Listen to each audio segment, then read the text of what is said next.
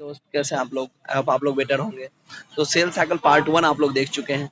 आज जो है ना हम लोग पढ़ने जा रहे हैं पार्ट 2। ठीक है, इसमें हम लोग माइटोसिस पढ़ेंगे। ठीक है, और इसके बाद जो पार्ट 3 आएगा ना, उस पार्ट 3 में हम लोग मियोसिस पढ़ेंगे। ठीक है, तो आज जो पढ़ेंगे हम लोग माइटोसिस। देखिए आपको दिखा रहे हैं यहाँ तक आज माइटोसिस, और ये देखिए यहाँ से पार्ट 3 आएगा मियोसिस। ठीक है, और फिर ये चैप्टर अपना खत्म हो जाएगा। ठीक है, तो चलिए हम लोग जो है ना माइटोसिस स्टार्ट करते हैं। जाके माइटोसिस क्या है? ठीक है, तो देखिए सबसे पहला बात कहा जाता है क्या, यहाँ से देखिए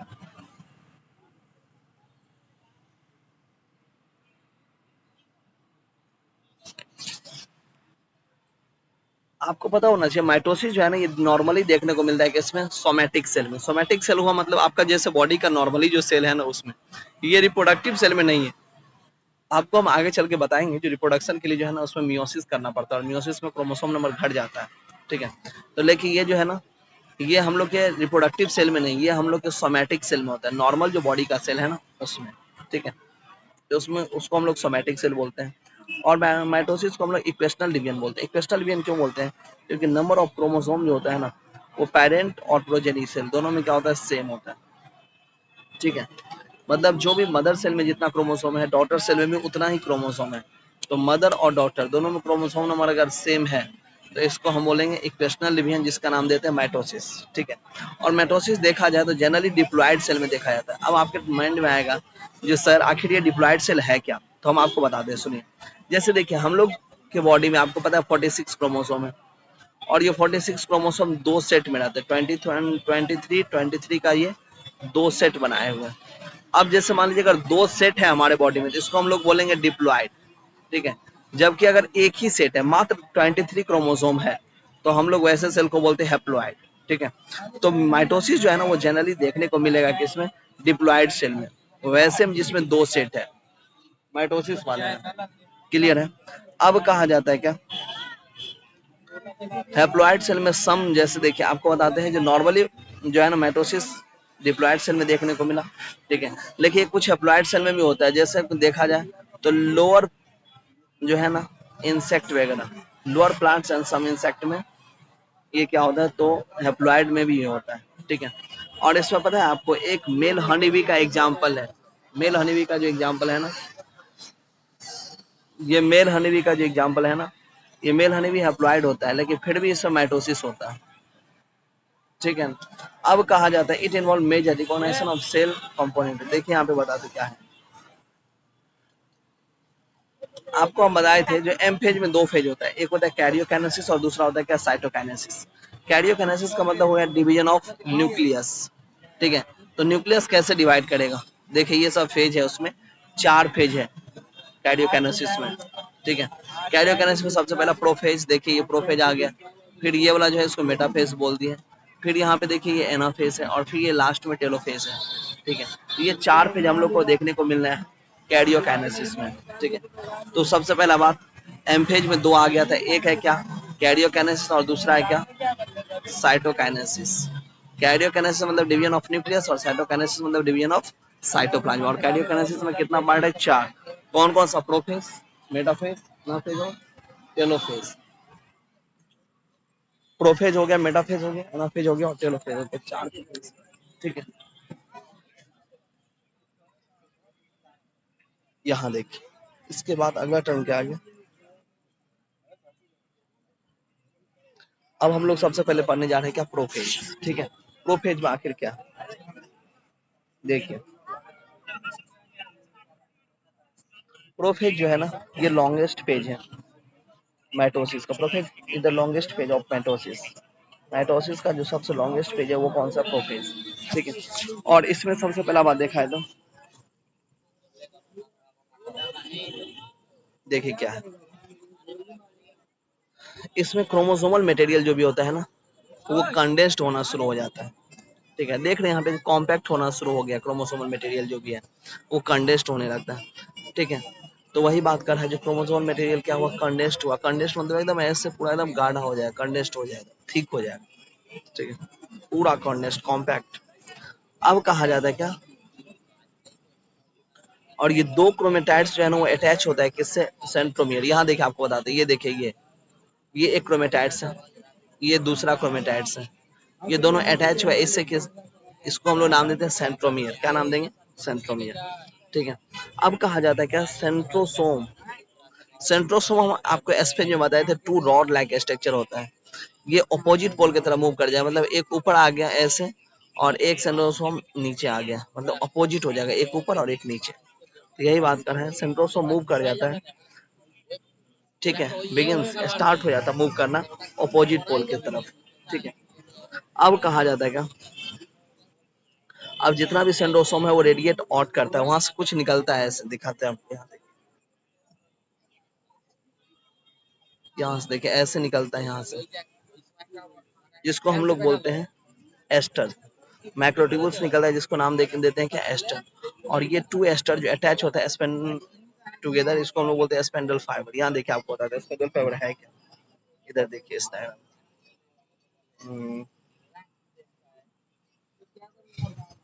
यहाँ पे बना के दिखाते हैं आपको, देखिए यहाँ देखिए, जैसे ये कलर थोड़ा सा चेंज कर लेते हैं, देखिए इधर इधर यहाँ, ये जैसे देखिए क्रोमोसोम, सेम ऐसे यहाँ पे भी एक क्रोमोसोम है। ठीक है, यहाँ पे ये सेंट्रोसोम, इससे ऐसे निकला, ये जाकर के यहाँ अटैच होता है। ठीक है, तो ये जो है ना, इसको हम लोग नाम देते हैं स्पेंडल फाइबर, और यहाँ पे छोटा छोटा सा निकलता है, इसको नाम देते हैं एस्टर। ठीक है, ये हो गया सेंट्रोसोम, ये अटैच हो गया यहाँ पे सेंट्रोमियर से, तो ये जो अटैच हो इसको क्या नाम दिया क्या, स्पेंडल फाइबर्स। क्लियर है ना। अब देखिए कह रहा है क्या, जो जब इंड होता है ना प्रोफेज का, उस समय आपको Golgi complex, endoplasmic reticulums, nucleus और न्यूक्लियर एनवेलप्स देख रहे हैं, ये न्यूक्लियर मेम्ब्रेन वगैरह ये सब क्या हो रहा है, डिसअपियर हो रहा है, टूट रहा है धीरे धीरे। तो यही सब बात कर रहा है, ये सब डिसअपियर हो गया, टूट जाता है प्रोफेज के लास्ट में। अब इसके बाद टर्म आ गया क्या, मेटाफेज। मेटाफेज में दो ही बात याद रखना है, एक सबसे पहला बात, जो मेटाफेजिक प्लेट पे अरेंजमेंट हो जाता है, यहाँ देखिए ये है मेटाफेजिक प्लेट्स, यहाँ ये सारा लग रहा है ना एक जगह अटैच है, यहाँ पे देखिए सारा क्रोमोसोम एक प्लेन में लग रहा है ना अटैच हो गया। तो वही बात कर रहा है, जो क्रोमोसोम जो है ना एलाई कर जाता है इक्वेटर में। ठीक है, जिसको हम लोग नाम देते हैं मेटाफेजिक प्लेट्स। ठीक है, और अब इसमें क्या हुआ, जो spindle fibres form both poles are connected to chromatids by the kinetochores. देखिए यहाँ पे, अब आपको दिखाते हैं, यहाँ देखिए, ये यहाँ पे देखिए, ये स्पेंडल फाइबर ऐसे गया, और आप एक बात जानिए, जैसे ये देखिए ये क्रोमोसोम, यहाँ पे बटन लाइक स्ट्रक्चर होता है। देखिए कलर चेंज करके दिखाते हैं, यहाँ पे ऐसे बटन लाइक स्ट्रक्चर होता है, जिसको नाम देते हैं कैनेटोकोर, और इसी कैनेटोकोर से ऐसे अटैच होता है स्पेंडल फाइबर। यहाँ देखिए स्पेंडल फाइबर अटैच है ना, यहाँ देखिए ये इससे जाके अटैच है। तो ये स्पेंडल फाइबर किससे अटैच है, कैनेटोकोर से। ठीक है ना। और ये कैनेटोकोर यहाँ पे वाला पोर्शन बीच वाला, इसको सेंट्रोमियर बोलते हैं। ठीक है, तो सेंट्रोमियर का जो कैनेटोकोर है उससे जाकर के अटैच होता है। क्लियर हो गया। अब देखिए इसके बाद टर्म आ गया क्या, एनाफेज। और एनाफेज में क्या हुआ, ये शॉर्टेस्ट फेज है। देखिए यहाँ पे shortest phase in the mitosis. ठीक है, यहाँ देखिए ये जो बीच में हम आपको दिखाए थे, जो इस तरह से था ऐसे, यहाँ, तो ये बीच से टूट जाता है, और बीच से देखिए टूटेगा तो ऊपर चले गया कुछ ऐसे, और कुछ ऐसे नीचे आ गया। तो यही बात कर रहा है, centromeres of each chromosome are divide longitudinally. ठीक है, इसमें दो डॉटर क्रोमेटाइड्स बना, देखिए एक ऊपर डॉटर क्रोमेटाइड्स, एक नीचे। ठीक है, अब कहा जाता है spindle fibre connected the chromatids moves from the equal equator to the opposite pole. देखिए ये ऊपर चले गया ऊपर की तरफ, और ये नीचे की तरफ चले आया, तो अपोजिट पोल की तरफ आ गया कि नहीं दूसरे। यही बात कर रहा है, जो क्रोमेटाइड सेपरेट हो जाता है और वो अपोजिट पोल की तरफ आ जाता है, कुछ ऊपर चले गया कुछ नीचे आ गया। ठीक है, फिर उसके बाद देखिए अगला टर्म आ गया क्या, टेलोफेज। टेलोफेज जो है ना, यहाँ पे देखिए ये कह रहा है cluster at opposite pole. Chromosome का क्लस्टर बन गया, देखिए क्रोमोसोम ऊपर चले जाता है, यहाँ देखिए आपको दिखाते हैं, देखिए क्रोमोसोम सब ऊपर चले गया ना, यहाँ क्रोमोसोम सब नीचे आ गया। आपको पता है ना हमारे बॉडी में जैसे 46 क्रोमोसोम, तो क्रोमोसोम यहाँ भी चले गया, यहाँ भी चले गया, तो क्लस्टर हो गया ना, पूरा झुंड हो गया कि नहीं क्रोमोसोम का, बहुत सारा क्रोमोसोम। तो वही बात कर रहा है, जो क्लस्टर बन जाता है अपोजिट पोल की तरफ। देखिए cluster at the opposite poles, ठीक है। अब कहा जाता है जो न्यूक्लियर इन्वेलप, ये सब जो कवरिंग वगैरह था, ये सब देखिए फिर से बनना शुरू हो गया, ठीक है। असेंबल्स हुआ फिर से, ठीक है। और इसमें दो डॉटर न्यूक्लिया बना है। देखिए यहाँ पे एक न्यूक्लिया ऊपर और एक न्यूक्लिया नीचे, तो दो न्यूक्लिया बन गया ना, ठीक है। फिर उसके बाद nucleolus, Golgi complex, endoplasmic reticulum, ये सब प्रोफेज में जो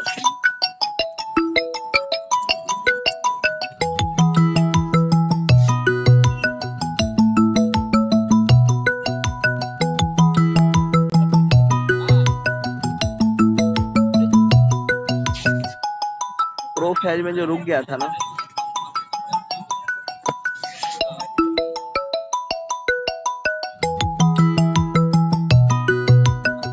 गाइस 1 सेकेंड, देखिए यहाँ प्रोफेज में जो गोल्जी एप्लेटस, ये सब न्यूक्लियोलस, ये सब डिसअपियर हो गया था, वो सब यहाँ पे क्या होगा, रीअपियर हो जाता है, ठीक है। और कहा जाता है, यही बात कर रहा है, स्पेंडल फाइबर्स ये सब फिर क्या हो गया, सारा कुछ रीअपियर हो जाता है। ये देख रहे हैं सब खत्म हो गया यहाँ पे। अब क्या होगा यहाँ पे, साइटोकाइनेसिस, साइटो साइटोप्लाज्म, साइटोकाइनेसिस का मतलब होता है डिवीजन ऑफ साइटोप्लाज्म, ठीक है।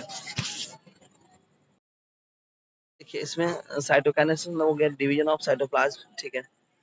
इसमें दो डॉटर सेल बन जाएगा, क्योंकि साइटोप्लाज्म बन रहा है, यहाँ देखिए ये एक साइटोप्लाज्म, फिर ये ऐसे, तो ये बढ़ करके देखिए दो सेल बना रहा है ना, तो साइटोकाइनेसिस का मतलब होता है डिवीजन ऑफ साइटोप्लाज्म, ठीक है। और ये स्टार्ट होता है जब टेलोफेज खत्म होता है ना, उस समय ये टेलोफेज जो रहता है उस समय से ही स्टार्टिंग इसका हो जाता है, ठीक है। अब देखिए ये साइटोप्लाज्म का डिवीजन जो है ना, ये प्लांट सेल में अलग है और एनिमल सेल में अलग है। तो ये क्लीवेज फॉर्मेशन फर्रो मेथड होता है, फर्रो बनता है किसमें, प्लाज्मा मेम्ब्रेन में, इन एनिमल से। एनिमल सेल में ये साइटोप्लाज्म का डिवीजन कैसे होता है, फर्रो, यहाँ देखिए दिखाई दे रहा है ना, और ये बाहर से अंदर की तरफ जा रहा है, सो देख रहे हैं बाहर से अंदर की तरफ जा रहा है, समझेंगे। जैसे देखिए एक सेल है, ठीक है, यहाँ न्यूक्लियस है और यहाँ भी न्यूक्लियस है, तो ये बीच में ऐसे धसा थोड़ा सा, ये भी बीच में ऐसे धसा, फिर ये ऊपर जाके ऐसे मिल गया और ये ऐसे मिल गया, और यहाँ पे मिलने के बाद डिटैच हो जाता है, तो दो अलग अलग सेल बन जाता है।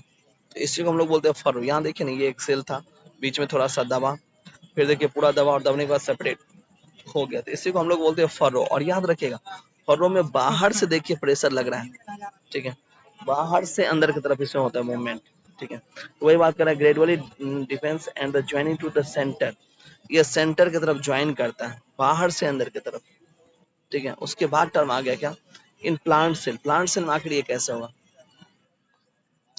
तो इन ये जो है ना प्लांट सेल में डिफरेंट होता है एनिमल सेल के कंपेयर में, क्योंकि प्लांट सेल में तो सेल वॉल होता है ना, ठीक है। तो कहा जाता है इसमें सेल प्लेट का फॉर्मेशन होता है, यहाँ देखिए बीच में सेल प्लेट बना है यहाँ बीच में, और ये सेल प्लेट बाहर की तरफ मूवमेंट होगा ऐसे, ये भी बाहर की तरफ और जाके अटैच हो जाएगा, और यहाँ देखिए बीच में अटैच हो गया, तो इसको हम लोग नाम देते हैं क्या, मिडिल लेमला। क्या नाम दे दिया, मिडिल लेमला। तो सेल फर्रो वाले में बाहर से अंदर की तरफ आ रहा था, और ये प्लांट सेल में जो सेल प्लेट बना ये अंदर से बाहर की तरफ जा रहा है, ये याद रखिएगा मेजर डिफरेंस है, ठीक है। फिर उसके बाद टर्म आ गया क्या,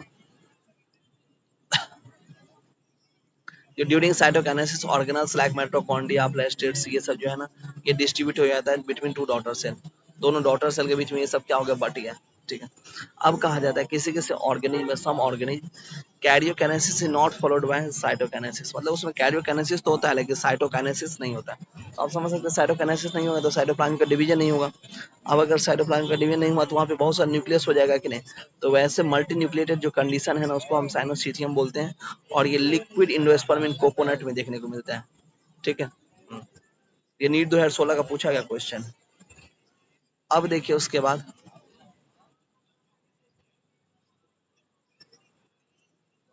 ओवरऑल स्टेप कितना हुआ, तो ये सबसे पहले देखें, ये तो इंटरफेस था सबसे पहले, फिर प्रोफेस, ठीक है, फिर आया जो है ना मेटाफेस, फिर एनाफेस, फिर टेलाफेस, फिर साइटोकाइनेसिस, ठीक है। तो यही सब टोटल फेज है सेल साइकिल में। अब सिग्निफिकेंस देखिए आखिर माइटोसिस क्यों होता है, इसका क्या बेनिफिट है। तो मैग्निफिकेंस, इसका सिग्निफिकेंस जो है ना वो क्या है, तो इसमें माइटोसिस में डिप्लॉयड सेल बनता है। ठीक है, आपको पता है ना माइटोसिस में मदर और डॉटर दोनों में क्रोमोसोम नंबर क्या होता है, सेम। ठीक है, ये इक्वेशनल डिवीजन है ही इसीलिए। ठीक है, अब कहा जाता है जो इसमें क्रोमोसोम नंबर जो है ना मेंटेन रहता है, पहला बात तो डिप्लॉयड सेल है।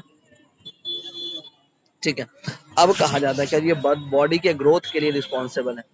ठीक है, जैसे मेस्टमेटिक सेल आपको पता है ना प्लांट में पाया जाता है, जो डिवाइड करता है, ये है ना लिखा हुआ meristematic tissue help in the continuous growth of the plant.